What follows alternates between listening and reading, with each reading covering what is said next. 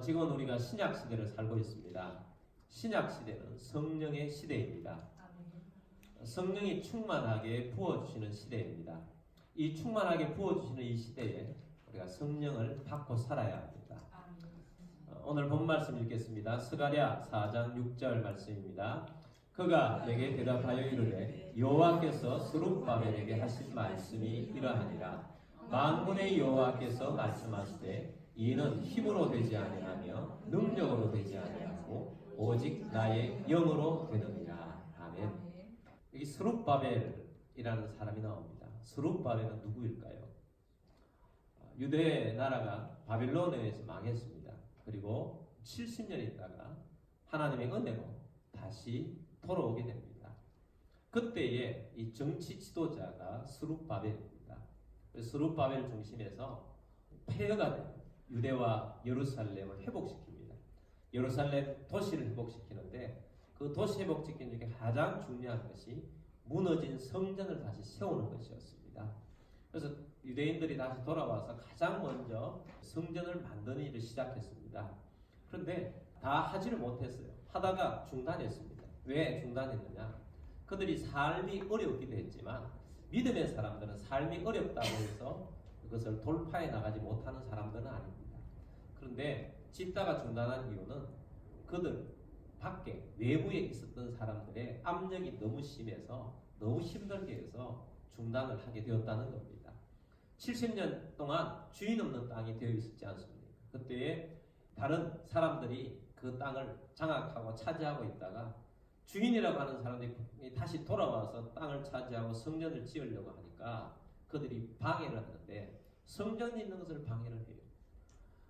그들이 어둠이 확실한 것은 성전 짓는 것을 방해한다는 거예요. 하나님의 일을 방해한다는 것입니다. 여러분, 어둠에 있는 사람들은 주의 일을 하는 것, 또 주의 성전을 짓는 것, 하나님의 일을 하는 것을 방해합니다. 공산주의는 사유재산을 인정하지 않습니다. 오늘날 대부분의 공산주의 나라는 공산주의가 무너졌어요. 근데 공산당은 있어요. 공산당이 주도를 하면서도 사유재산을 인정해요. 본래 진짜를 다 버렸는데 뭘 반대하느냐 하면 신앙을 반대한다는 거죠. 중국도 어려울 때는 신앙을 어느 정도 풀어놔줬어요. 근데 갈수록 지금 신앙을 조이고 있습니다. 경제가 좀 좋아지니까 신앙을 조이고 있고 선교사님들을 받아들이지 않고 있죠. 다른 공산주의 나라들도 마찬가지 그 길을 가고 있습니다. 카자흐스탄이나 중앙아시아 쪽이 대부분 다 그랬어요. 지금 베트남이 한창 뜨고 있습니다. 근데 베트남도 어려우니까 지금 다 풀어놨어요. 근데 공산당이 잡고 있죠. 이들도 중국과 가는 길이 다르지 않을 것이라고 생각합니다. 공산당은 믿음을 지키는 것, 우리 신앙을 방해합니다. 그래서 우리가 깨어있게 되길 바랍니다. 또 우리는 우리의 중심에 어둠이, 우리가 정신 놓고 있을 때 어둠이 들어왔을 때 우리가 진짜를 하려고 할 때 방해할 수 있다는 거예요. 그러므로 여러분, 우리가 빛을 놓치지 않는 우리들이 되길 바랍니다. 그때 어둠과 함께 영적인 싸움을 새로 시작해야 하는데 성전을 스룹바벨 중심으로 해서 짓는데 방해를 하니까 못 짓고 있어요.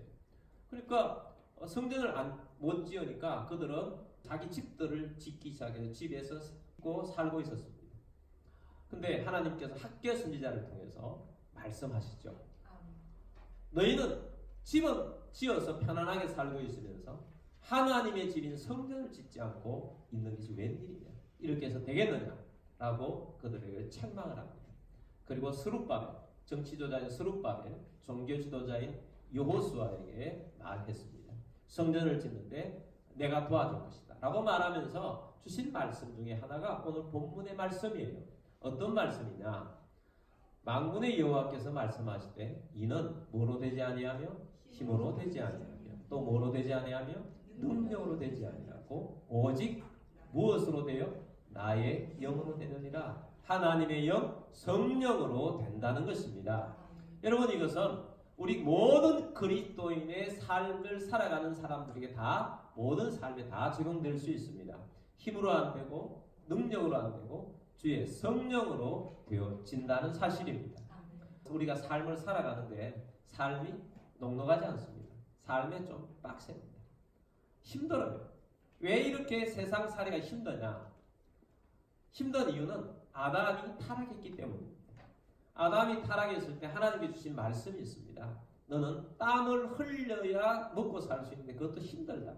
땅에 가시와 은근키가 들어갈 것이다. 이런 땅만 그런 것이 아닙니다.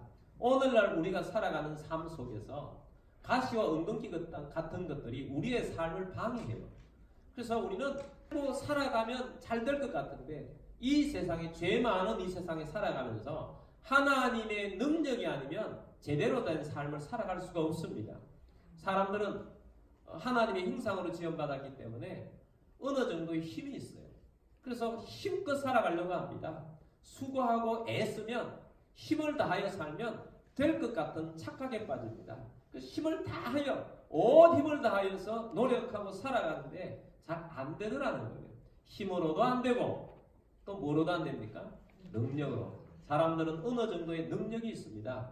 하나님께서 사람에게 지혜와 지식을 주셨어요. 생각하고 계획하고 살아갈 수 있는 머리를 주셨다는 겁니다. 근데 지식과 지혜도 능력이에요. 그래서 이 지식과 지혜의 능력을 가지고 우리는 학벌이라는 능력을 또 쟁취해서 살아가고 있습니다. 또 학벌뿐만 아니고 우리가 살아가면서 우리는 어느 정도의 권세도 또한 가지고 있어요. 권세도 능력입니다. 또한 우리는 살아가면서 여러 사람들, 인맥이라는 거 있잖아요. 인맥도 능력입니다. 그래서 인맥을 통하여서 우리가 살아가면서 인맥을 통해서 무언가를 이루어가려고 합니다. 근데 하나님 말씀하십니다. 능력으로 안 된다는 겁니다. 제가 하나님 말씀을 따라서 꼭 20년 전에 우리 교회를 개척하러 김포에 들어왔습니다. 김포에 들어오면서 하나님만 믿고 들어왔죠. 성령의 능력만 의지하고 들어왔습니다. 사람을 의지하지는 않았어요. 근데 사람을 의지하지 않았지만 만약에 하나님께서 사람을 통해서 도움을 준다면 아마 저 사람은 나를 도와줄 거야. 그렇게 생각했던 사람들이 있어요. 근데 그 사람들은 한 사람도 도움을 주는구나 라고 생각할 정도의 도움은 없었어요. 그런 사람도 도움을 안 주고요. 정말 생각지 못했던 사람들, 그전에는 한 번도 만나지 못했던 사람들, 이런 사람들을 통해서 하나님께서 도움을 주도록 하셨어요. 내가 한 번도 생각하지 못했던, 저 사람은 나를 도와줄 거야 라고 생각하지 않았던 사람들이 도와주고 교회를 개척한다고 힘을 주고 또 헌금도 보내주고 그렇게 해서 지금까지 나온 것입니다. 내가 사람을 의지하지 않아서 많이 실망을 하지 않아서 그렇지, 만약에 그 사람들을 의지했다면 많이 실망했을 것입니다. 그냥 마음에 나를 도와준다면 이런 사람들은 도와줄 거야 했던 사람들이 안 도와주고 생각지 않았던 그런 사람들을 통해서 도와주는 건 뭡니까? 성령의 은혜라는 거예요. 성령이 하시는 일이라는 것입니다. 여러분, 오늘 여러분들도 마찬가지예요. 사람을 의지하지 마십시오. 그건 능력이라고 생각하지만 사람을 의지한다고 되는 게 아닙니다. 심지어 여러분 가족들도 의지하지 마십시오. 의지하는 것이 아니라 성령의 능력과 은혜로 우리가 살아갑니다. 그렇지 않으면 내가 믿었던 사람으로부터 많은 실망을 당하게 된다는 거예요. 그래서 힘으로도 아니고 능력으로도 아니고 하나님의 성령으로 되느니라. 여러분, 이 시대에 성령 받고 살아갑시다. 성령을 받아야 성령의 능력으로 살아야 합니다. 성령님이 함께 하셔서 우리의 삶을 도와주시고 은혜를 베풀어 주실 것입니다. 그래서 성령으로, 성령의 힘으로, 성령의 권능으로 살아야 합니다. 성령 받읍시다. 성령 받읍시다. 성령을 받아야 합니다. 그래서 우리가 성령의 권능과 은혜로 살아가는데 두 번에 걸쳐서 성령님이 우리 가운데 오시는 것을 보게 됩니다. 첫 번째는 성령님이 오셔서 구원받게 하세요. 두 번째는 성령님이 오셔서 우리에게 성령 충만하게 하세요. 첫 번째로 우리에게 성령으로 아니고는 우리가 구원받을 수가 없습니다. 여러분, 우리가 예수를 믿을 때 마음으로 믿어 의에 이르고 입으로 시인하여 구원에 이르게 됩니다. 근데 마음으로 믿는 것 그냥 우리 의지로 믿는 것이 아니고 성령님이 내게 오셔서 신앙을 가지도록 하세요. 그리고 입으로 시인해서 예수님을 영접하게 합니다. 그리고 구원을 우리에게 주세요. 그 모든 것들이 누가 하시느냐? 성령님이 하시는 것입니다. 그래서 성령님이 우리에게 구원을 주세요. 그리고 두 번째는 성령이 오셔서 충만하게 하신다는 거예요. 성령이 오셔서 우리로 가임 충만하게 하셔서 성령 안에 살도록 하신다는 겁니다. 오늘 제가 여러분에게 드리고 싶은 말씀은 바로 이 두 번째, 성령으로 충만하게 되는 것, 성령으로 충만하게 되는 비결에 대해서 말씀한다는 것입니다. 사도행전에 보면 성령이 오순절날 임했죠. 오순절날 임했을 때 누구에게 임했습니까? 120명의 예수님의 약속의 말씀을 믿고 마가 다락방에서 모여서 기도하던 사람들에게 임했습니다. 그 사람들 중에는 12 사도가 있고 또 예수님의 어머니도 있고 예수님의 동생들도 있어요. 아마 나머지 120명 중에는 70명의 제자 속에 있던 사람들도 있고 또 끝까지 주님을 따라다니는 그런 사람들이 120명을 형성했을 것입니다. 자, 그 사람들은 예수 믿는 사람이었습니까? 안 믿는 사람들이었습니까? 예수님을 믿는 사람들이었어요. 예수님을 믿는 사람들에게 성령님이 임하셨어요. 충만하게 임하셨어요. 놀랍게 임하셨어요. 그래서 오순절에 성령이 임했다는 것은 믿는 자들에게 또다시 성령이 임해서 충만하게 되신 것입니다. 그러면 그 다음부터는 성령님이 오셨으니까, 오순절이 있었으니까 성령님이 가는 곳마다 예수를 믿는 것과 동시에 충만함이 동시에 일어나면 되지 않느냐 하는데, 그 다음에 사도행전의 말씀들을 봐도 동시에 예수를 믿고 충만해지는 사람들도 있는 것 같습니다. 동시에 그런 일도 있지만 대부분이 보면 분리되어서 일어나는 것을 보게 됩니다.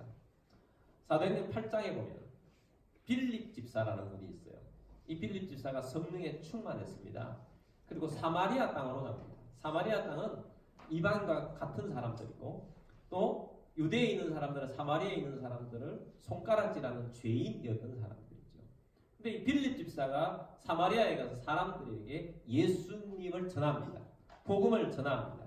성경에 보니까 빌립 집사의 말씀을 듣고 사마리아에 있는 사람들이 그 도성 자체가 큰 기쁨이 넘쳤더라라고 말씀을 하고 있습니다. 사도행전 8장 12절 말씀 봅니다. 빌립이 하나님 나라와 및 예수 그리스도의 이름에 관하여 전도함을 그들이 믿고 남녀가 다 세례를 받으니. 자, 빌립 집사가 복음을 전했어요.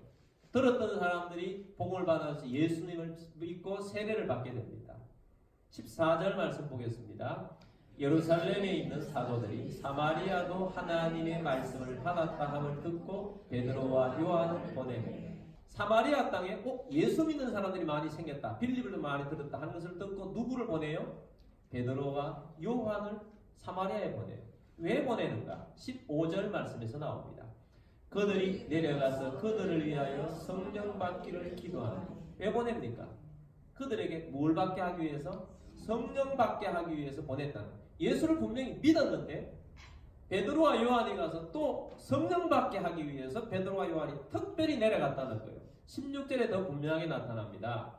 이는 아직 한 사람에게도 성령 내리신 일이 없고 오직 주 예수의 이름으로 세례만 받을 뿐이더라. 아멘. 그들이 성령으로 구원만 받아서 예수님의 이름으로 세례만 받았어요.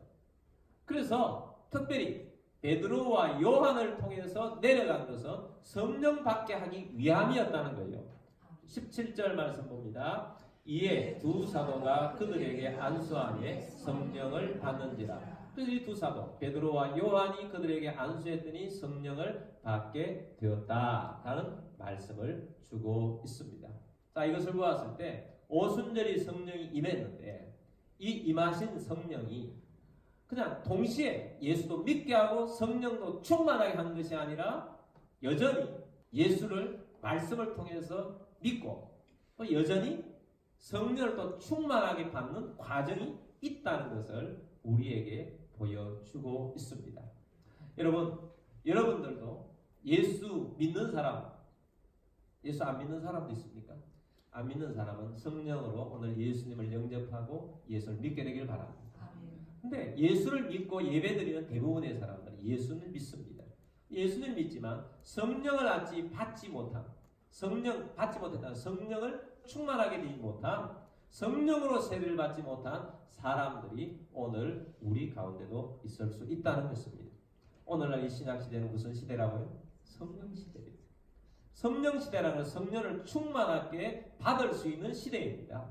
그러므로 여러분, 성령 충만하게 받으며 사는 여러분들이 되길 바랍니다. 성령 충만하게 받으면요, 말씀을 보는 눈이 열리게 됩니다.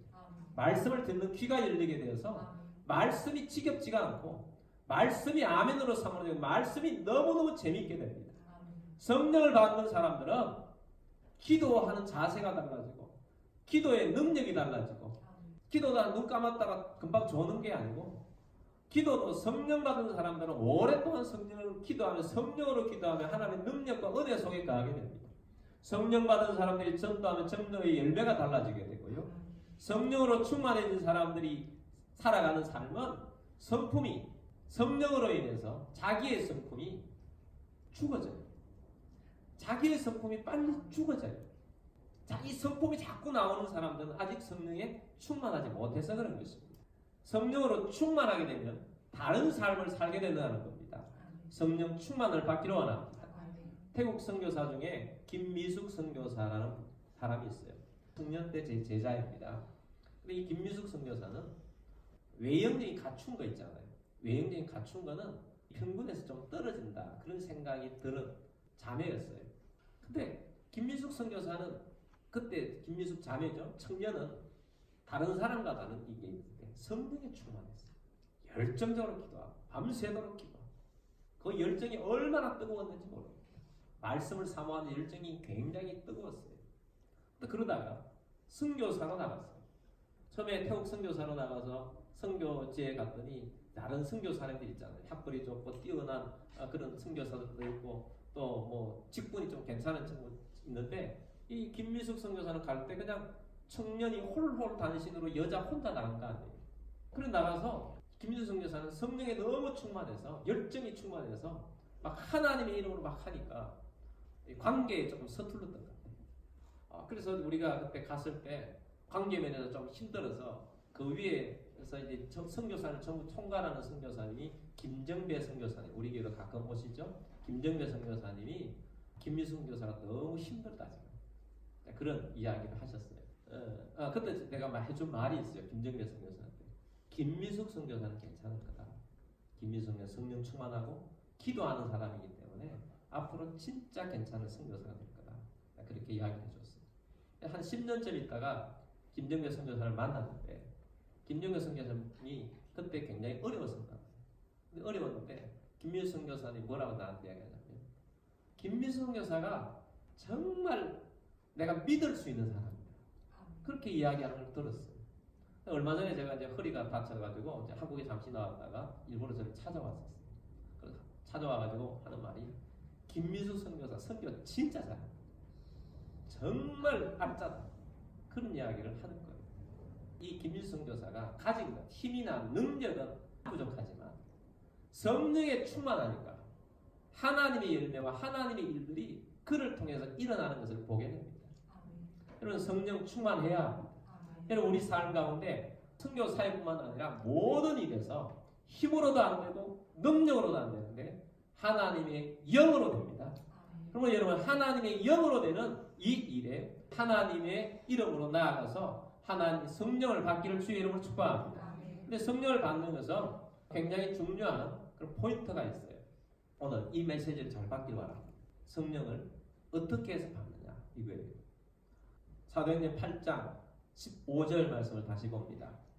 그들이 내려가서 그들을 위하여 성령 받기를 기도했어요. 잘 보세요.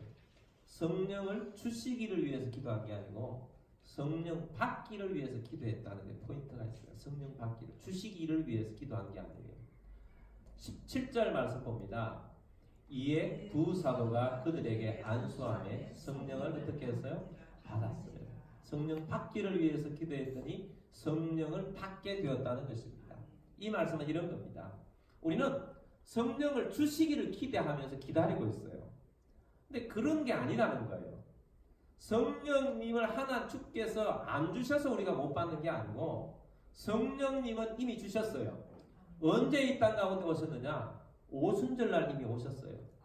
그 오신 성령님이 와 계세요. 와 계신 성령님이 안 주셔서 우리가 못 받는 게 아니고 우리가 받으려고 하지 않기 때문에 우리에게 오지 않는 것입니다. 받으려고 하시길 바랍니다. 성령님 이미 우리 가운데 와 있습니다. 받는다는 거예요. 받는다. 에베소서 5장 18절 말씀 봅니다. 술 취하지 말라. 이는 방탕한 것이니 오직 성령으로 충만함을 어떻게 하라? 받으라. 오직 성령의 충만함을 받으라라고 말씀합니다. 여러분 성령의 충만함을 받기를 원합니다. 바로 이런 것입니다. 구원도 선물이고 성령님도 선물이에요. 우리가 구원을 받는다는 것은 구원을 오늘날 예수님께서 우리 가운데 야 너 구원받아. 자 오늘은 너 구원받아. 이렇게 주셔서 구원받는 게 아니에요. 이미 구원을 주시려고 이 땅 가운데 구원이 와 있어요. 전 인류가 다 구원을 받을 수 있도록 이 땅에 구원이 다 와 있어요. 근데 구원을 몰라서 못 받는 거고 구원을 받도록 해서 복음을 가진 전도자가 가서 구원은 이런 것이에요. 구원을 받으세요 하면 구원을 받기를 원하는 그 자리에서 구원을 선물로 받습니다. 그래서 그 구원을 안 주셔서 못 받는 게 아니고 와 있는데 안 받으려고 하거나 몰라서 못 받는다는 거예요. 근데 받기만 하면 구원을 내가 받겠습니다 하면 그 자리에서 구원이 바로 내 것이 됩니다. 이게 선물이라는 거예요. 성령도 똑같습니다. 성령도 우리 가운데 이미 와 계세요. 오순절에 이미 임해 있습니다. 임해 있는데 우리가 성령을 받으려고 하면 오늘 이 자리에도 성령을 받을 수 있어요. 와 계시기 때문에. 와 계시기 때문에 받는다는 거예요. 그래서 여러분 이 성령, 이 원리를 깨달으면 성령을 받는 것이 굉장히 쉬워집니다. 그때는 성령 안 주셔서 못 받는가 했는데 받으려고 하면 이미 와 있는 성령님이 우리에게서 역사하셔서 받게 하신다는 거예요. 베드로가 오순절 성령 받고 난 다음에 그들에게 이런 말씀을 전했어요. 너희가 예수 그리스도 안에서 새롭게 되면 죄사함을 받고 성령을 선물로 받으리니 라고 말씀하셨어요. 성령을 선물로 받는다고 하셨어요. 그래서 성령을 선물로 받을 수 있습니다. 받기를 주의로 축복합니다. 그럼 우리가 성령을 선물로 받는 데는 어떻게 해서 받느냐? 첫 번째는 기도를 받음으로써 성령을 선물로 받습니다. 사도행전 8장 15절 말씀 봅니다. 그들이 내려가서 그들을 위하여 성령 받기를 기도하니. 자, 그들이 아까 보았던 말씀이에요. 누구? 두 사람이죠. 베드로와 요한이 사마리아 땅에 내려가서 그들을 위해서 성령 받기를 기도했어요. 자, 이 말씀 보면 성령을 전해주는 사람이 있다는 알 수가 있어요. 빌립 집사를 못했거든요. 근데 베드로와 요한이 내려가야만 성령이 받을 수가 있었어요. 이런 사명을 가진 사람들이 있구나. 성령을 받게 하는 사명을 가진 사람들이 있구나 하는 것을 우리가 알 수 있습니다. 그래서 베드로와 요한이 가서 그들을 위하여 성령 받기를 위해 기도했더니 성령을 받게 됩니다. 그래서 우리가 성령 받게 하는 자리에 있어야 돼요. 성령 받게 하는 그런 사람들을 통해서 성령을 받을 수가 있다는 것입니다. 그 다음에 두 번째는 말씀을 들을 때 성령을 받았다 하는 것입니다. 사도행전 10장에 보면 고넬료 이야기가 나옵니다. 고넬료는 로마 사람입니다. 백부장이었어요. 근데 이 사람이 유대에 와서 백부장을 하면서 하나님을 알게 됩니다. 구제하면서 정말 열정적으로 기도하는 사람이었어요. 그걸 기도하다가 베드로를 청하라는 말씀을 듣습니다. 근데 베드로도 가라는 말씀을 들어요. 그래서 베드로를 초청해서 베드로가 그 집에 가게 됩니다. 베드로가 그 집에 가서 예수님에 대해서 전했습니다. 예수님 전했더니 그 모인 고넬료 집안에 있던 사람들에게 성령이 임합니다. 사도행전 10장 44절 말씀 봅니다. 베드로가 이 말을 할 때에 성령이 말씀 듣는 모든 사람에게 내려오시니. 자, 모든 사람에게 성령이 임했어요. 이 베드로가 말씀할 때 말씀 듣는 중에 성령이 내려오게 됩니다. 다음에 세 번째는 안수를 받을 때 성령이 임합니다. 사도행전 8장 17절 말씀 보겠습니다. 이에 두 사도가 그들에게 안수함에 성령을 받는지라. 자, 이 누군지 알겠죠? 베드로와 요한이 사마리아에 있는 사람들에게 안수함에 성령이 임하게 되었습니다. 이런 바울도 성령 받은 것이 안수 받으면서 일어난 거예요. 바울이 본래 핍박자였지 않습니까? 핍박하러 다메섹으로 가다가 예수님을 만납니다. 근데 예수님 만났을 때 예수님 만나서 좋았는데 눈이 깜깜해져 버렸어요. 3일 동안 장님이 되어서 있는데 그 주변에 살고 있던 아나니아라는 선지자에게 주께서 말씀하셔서 어느 곳에 가면 사울이라는 사람이 있다. 그 사람에 가서 사명을 알려주어라. 안수 하게 해라라는 말씀을 주고 있어요. 그 안수를 할 때 어떤 일이 일어났는가? 사도행전 9장 17절 봅니다. 아나니아가 떠나 그 집에 들어가서 그에게 안수하여 이르되 형제 사울아 주 곧 내가 오는 길에서 나타나셨던 예수께서 나를 보내어 너로 다시 보게 하시고 성령으로 충만하게 하신다 하니 아멘. 마지막에 보면 성령으로 충만하게 안수하면 너가 성령에 충만하게 하신다, 충만하게 해질 것이다 라는 거예요. 우리는 이 말씀 보면서 늘 뭐만 생각했느냐 하면 안수했더니 눈뜨게 되었다. 그 다음에 안수하면서 사명을 주었다. 이방인의 그릇이다. 사명을 주었다고 생각했는데 성령으로 충만하게 한 사건도 아나니아가 안수하면서 일어났던 거예요. 이미 주께서 이 땅 가운데 보내신 성령님의 통로로 쓰임받는 사람들을 통해서 성령의 충만함을 받게 되는 것을 보여 줍니다. 이 바울도 그렇게 해서 성령 충만하게 합니다. 사도행전 19장 말씀에 보면 에베소 교회가 있어요. 에베소 교회는 어떻게 해서 되었느냐 하면 아볼로라는 사람이 있었습니다. 이 사람이 에베소에 가서 복음을 전했어요. 세례 요한에 대해서 앞으로 오신 메시아에 대해서 전했는데 그래서 에베소에 있는 사람들이 요한의 세례를 받았어요. 근데 바울이 그 지역에 가니까 예수님도 모르고 성령을 받지 않을 것입니다. 그래서 바울이 어떻게 했느냐? 6절 말씀 봅니다. 바울이 그들에게 안수하며 성령이 그들에게 임하심으로 방언도 하고 예언도 하니. 아멘. 바울이 에베소 교인들이 뭐 했어요? 안수했어요. 안수했더니 성령이 그들 가운데 임하게 되었더라 하는 것입니다. 자, 오늘 총체적으로 결론을 맺겠습니다.